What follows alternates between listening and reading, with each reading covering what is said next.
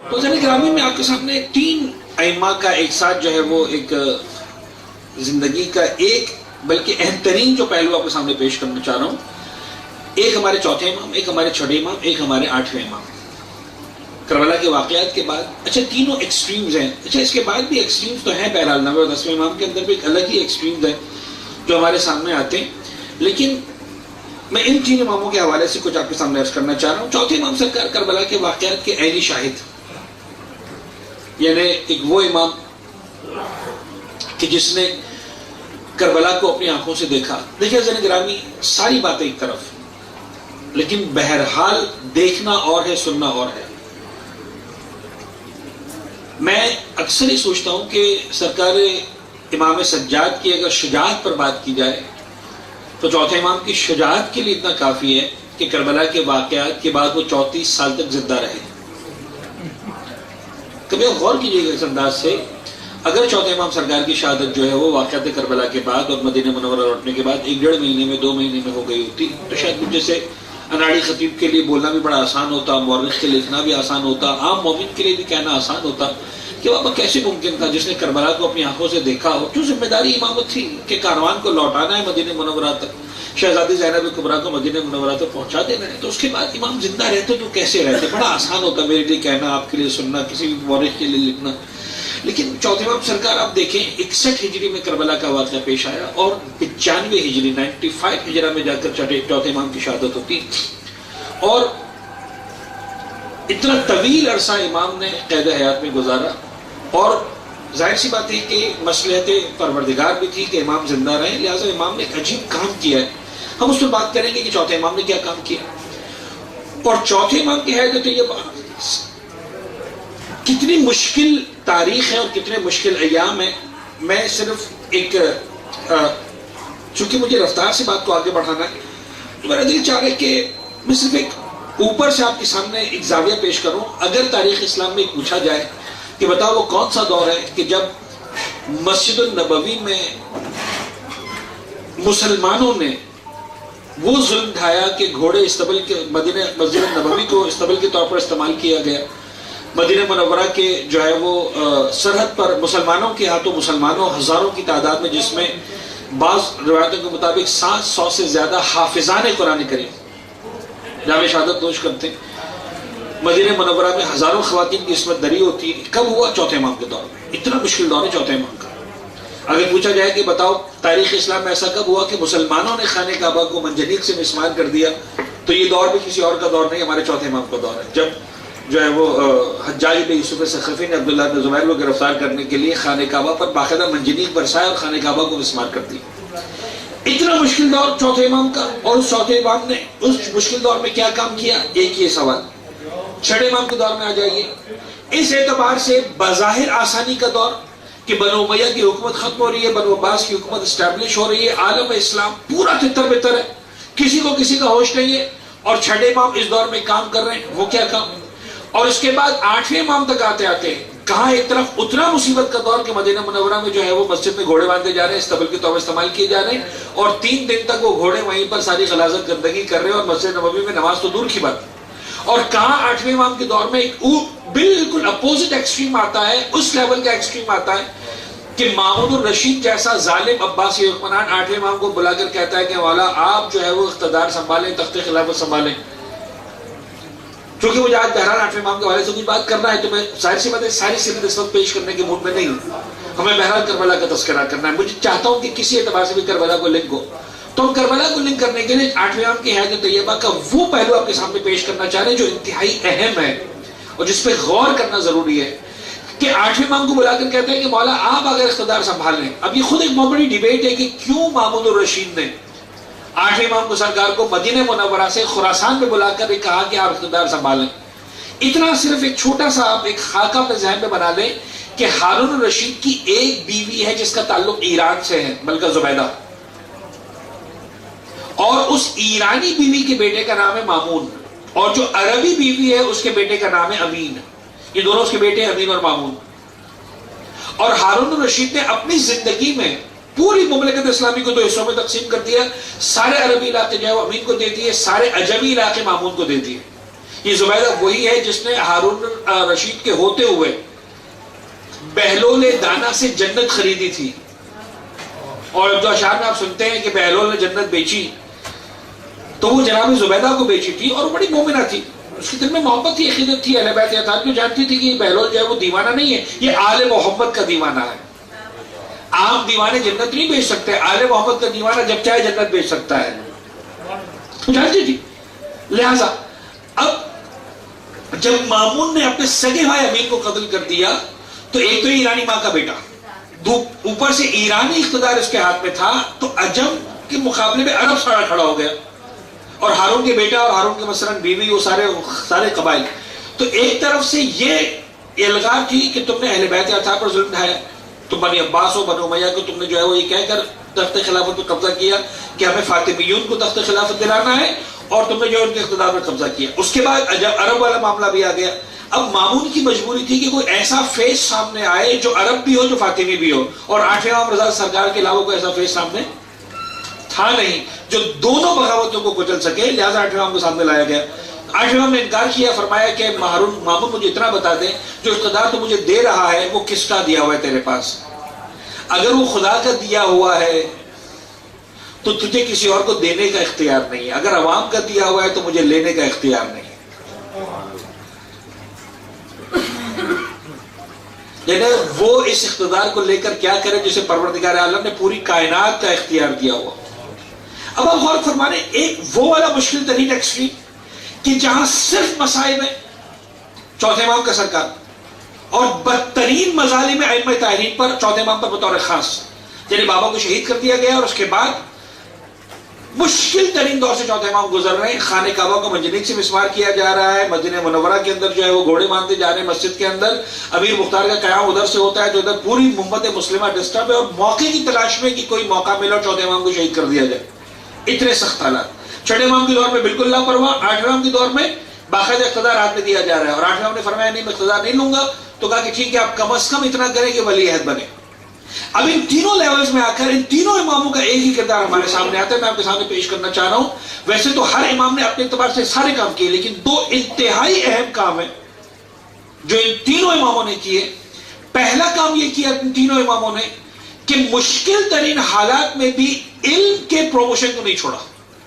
اچھا، جو زیادہ اہم کام کیا وہ سرکار سید شہداء کے حوالے سے، اس کو میں چونکہ مسائب سے لنک کرنا ہے لہٰذا اس کو میں سیکنڈ نمبر پہ رکھ رہا ہوں، ورنہ اصولاً فرسٹ نمبر اس کا، اور جو سیکنڈ نمبر اس کو پہلے لا رہا ہوں تاکہ جو ہے مجلس کی ترتیب مینٹین ہو جائے۔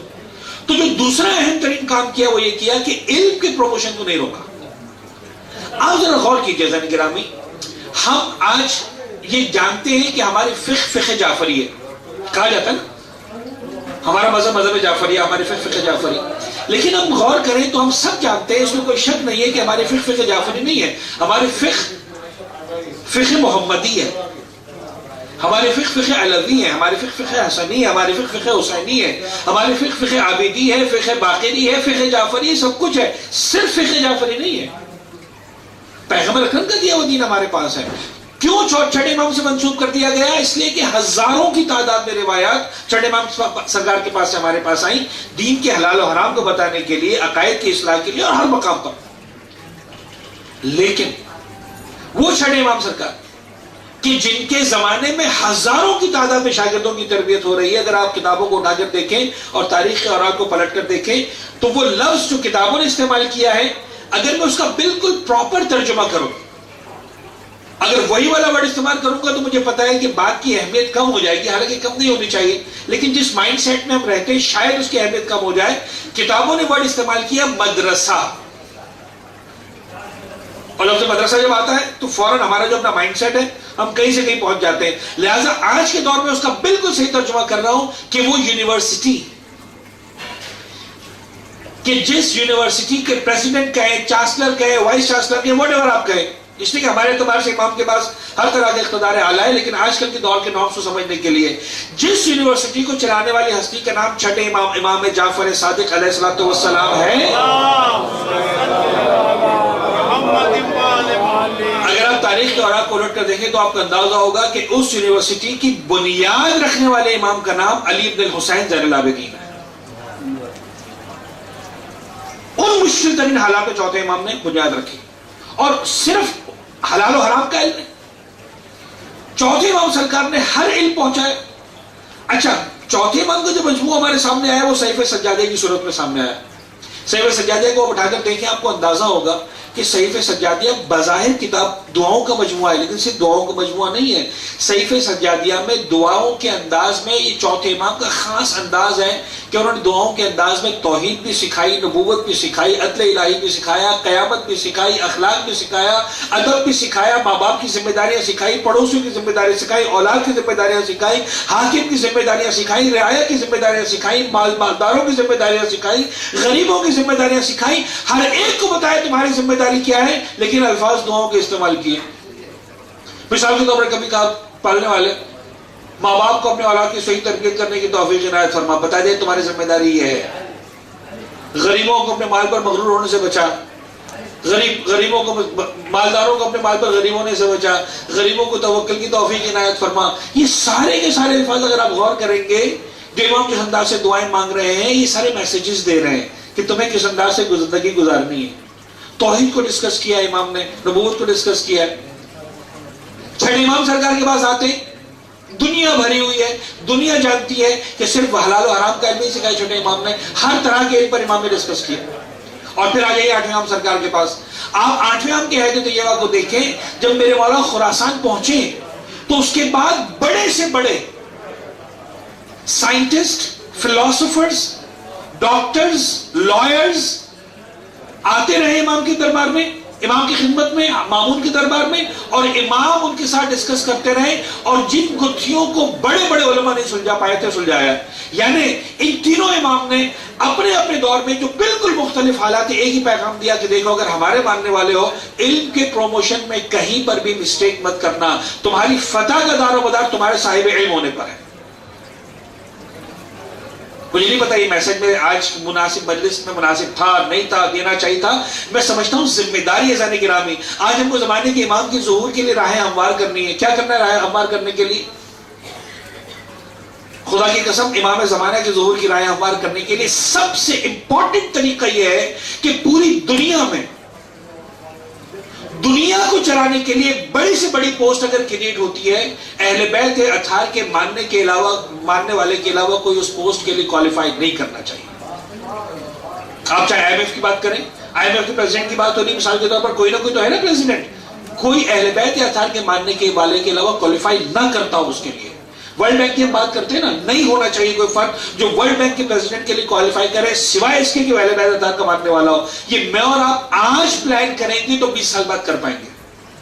میں نہیں کہہ رہا ہوں دل میں کر ڈالیں, اگر واقعا نعرے لگانے سے ہوتا ہے, میں منع نہیں کرتا, بعض اوقات فرسٹ ایڈ ضروری ہوتا ایمرجنسی میں.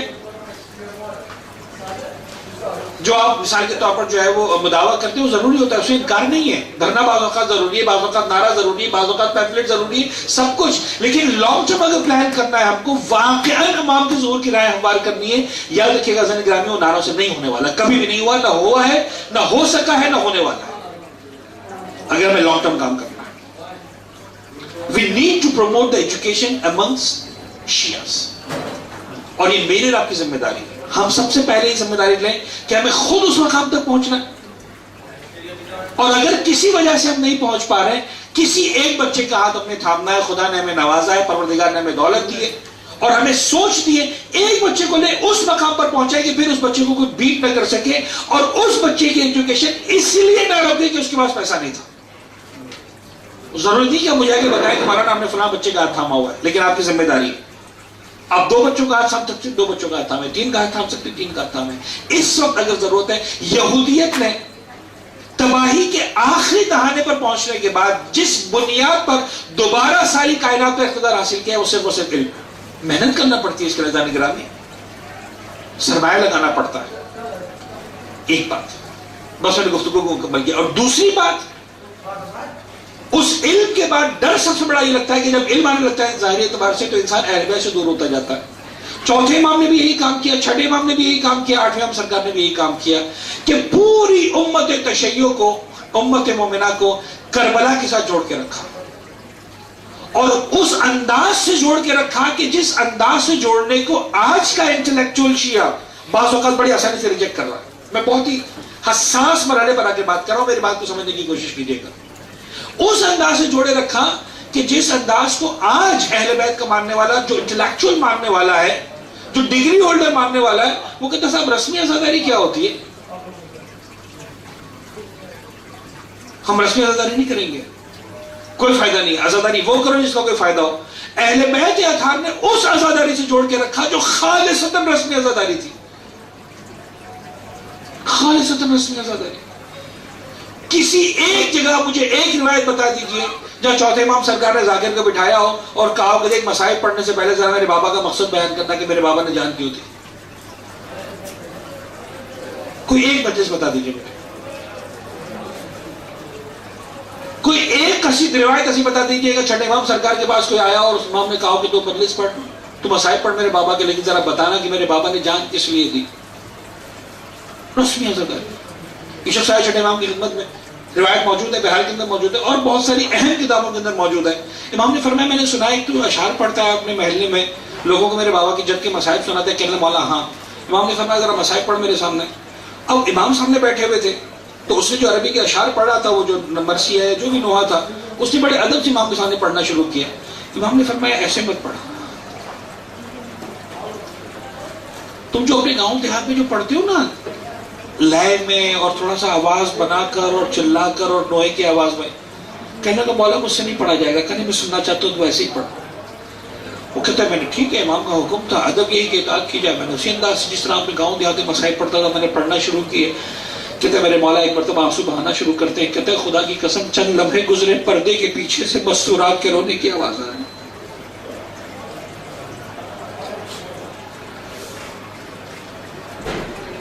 اہل بیت اطہار انہیں مدینہ والوں کی آپ جا کے تاریخ کو دیکھیں، عجیب جملے نظر آتے ہیں. مدینہ والے کہتے ہیں 11 مہینے کا چاند دیکھتے تھے، محرم کے مہینے کا چاند دیکھنے کی ضرورت نہیں پڑتی تھی.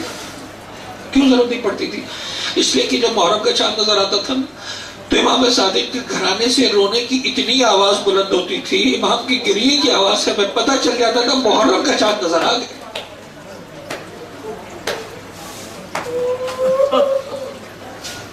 آپ ذرا غور فرمائیں. 8ویں امام سرکار.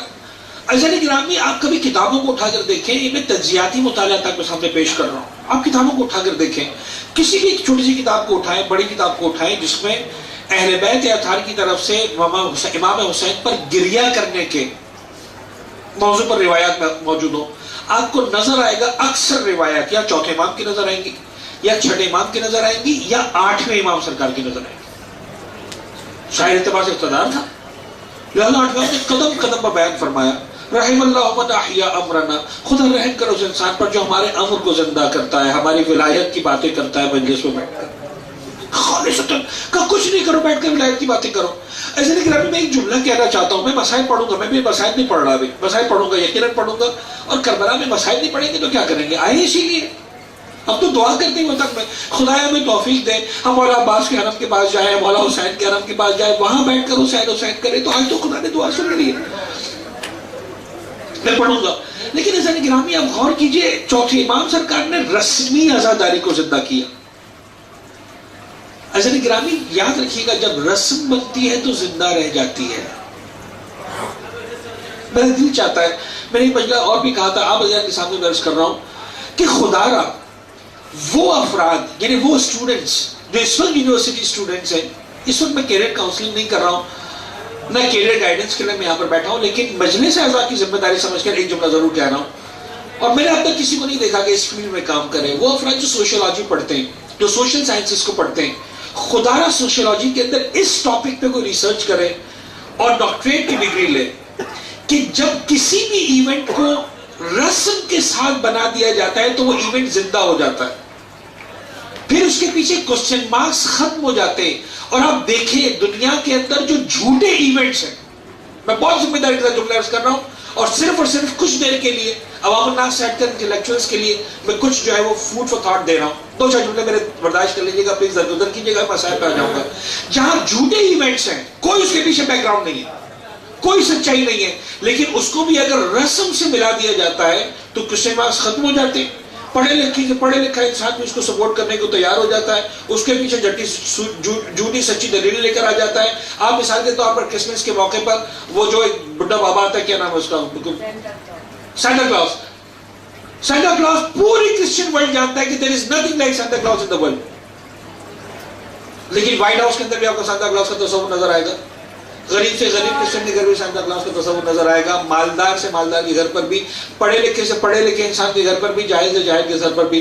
پڑھے لکھے سے بھی کہو کہ یار یہ تم کیا کر رہے ہو، تمہیں پتہ ہے ایسا کچھ نہیں. کہا ہم کہتے ہیں ہمیں پتہ ہے کچھ نہیں ہے، لیکن ہمارے بچے کے دل میں محبت پیدا ہو رہی ہے تو کیا ہے، رات کو جب بچہ آخر میں تھک کے سو جائے گا، جب تک وہ نہیں سوتا انتظار کرتے، جب وہ سو جاتا ہے پھر اس کے تکیے کے پاس کوئی گفٹ رکھ دیتے ہیں، بیٹا تم جاگتے رہے لیکن آخر میں تمہاری آنکھ لگ گئی، سینٹا کلاus اسی وقت آ کے تمہارا گفٹ رکھ کے گیا. جھوٹ، 100% جھوٹ ہے کہ نہیں ہے؟ مجھے ایمانداری سے بتائیے.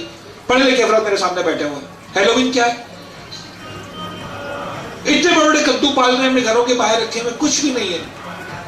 عجیب بات ہے، ہم جب پڑھے لکھے بنتے ہیں تو ہم کو کدوؤں کی سمجھ میں آتی ہے، سوئیوں کی سمجھ میں نہیں آتی.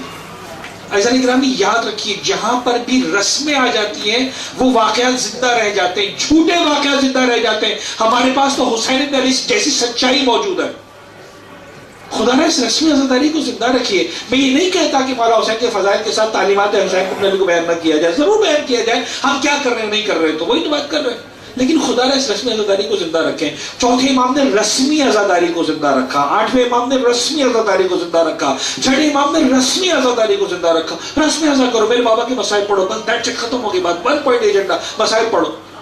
زہری جیسا امام زہری، اس کا تعلق چوتھے امام سے یوں ہے کہ بڑا محب ہے، اہل بیت کا ماننے والا نہیں ہے، اہل سنت کی فقہ امام ہے، اس کا ایک خاص انداز ہے. لیکن چوتھے امام کا بڑا احسان تھا، ہسٹری کو جا کر پڑھیے، ایک بہت بڑا احسان. ایک ایسے وقت میں آ گیا تھا کہ زہری جیتے جی خودکشی کرنے کو تیار ہو گیا تھا، اینڈ امام زین العابدین واز دا پرسن کہ جس نے اس کو نکالا. صلوات پڑھے محمد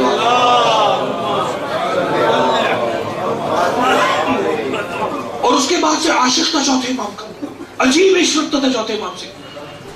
گھر میں شادی تھی، چوتھے امام سرکار کی خدمت میں آیا، آگے کہتے ہیں مولا میرے گھر میں میرے بیٹی کی شادی ہے، میرا دل چاہتا ہے تشریف لائیں. امام نے کہا زہری تم کیسی بات کرتے ہو، میں کربلا کو دیکھ کر آیا ہوں. جس نے کربلا دیکھی ہو کسی جوان کی شادی میں کیسے شرکت کرے؟ ختم ہو گئی بات. یعنی شاید میرے مولا چوتھے امام فرمانا چاہتے ہو زہری جس نے اکبر کے کلیجے میں برچی کا پل دیکھا.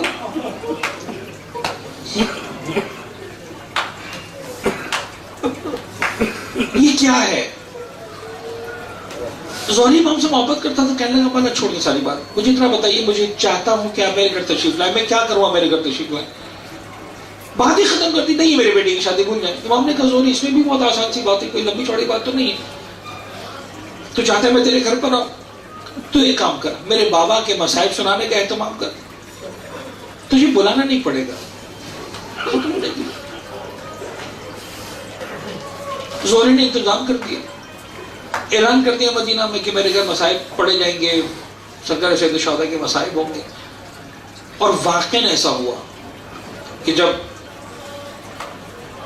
مجلس کا اہتمام ہوا، جب سب آگے ذاکر پڑھنے کے لیے، تو اسے دل چاہ کے جاؤ مولا کو بلا کر آؤں. دیکھا کہ امام سامنے سے آ رہے ہیں. میں نے پڑھا جب کے سامنے مصائب پڑھنے میں صرف سمجھانا چاہ رہا ہوں، رسم اداری کو زندہ کی. اور چوتھے امام نے اپنے عمل سے بتایا. جب مصائب پڑھے جانے لگے اور جب کسی کو کسی کا ہوش نہ رہا، زہری نے دیکھا آخر میں امام نہیں اپنے مقام پر، دیکھا اس مقام پر بیٹھے جا عزاداروں نے جوتیاں اتار کے رکھی.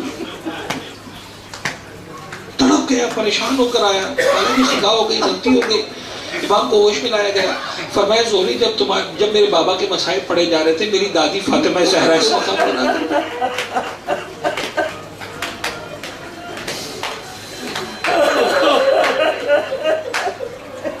میں نے علماء سے سنا ہے میری دادی اپنے بالوں کو کھول کر زیر سماعتوں میں دعا دے رہی تھی، تم میرے اجڑے گھر کا ماتم کرتے ہو، خدا تمہارے گھروں کو آباد کرے.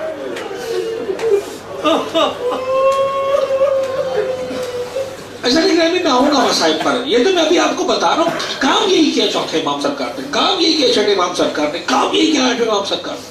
علم کو آگے بڑھایا اور حسین بن علی کے ساتھ کنیکٹ کیا. کچھ بھی کرو تمہاری زندگی میں حسین بن علی کا غم ہونا چاہیے، اس کو مت نکالنا. یہ تمہاری زندگی سے کم نہیں ہونا چاہیے.